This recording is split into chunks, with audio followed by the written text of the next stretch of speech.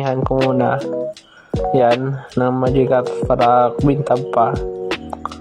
At para pagdating ng is hindi na siya masyado marami. Yan, magic para kumintab talaga.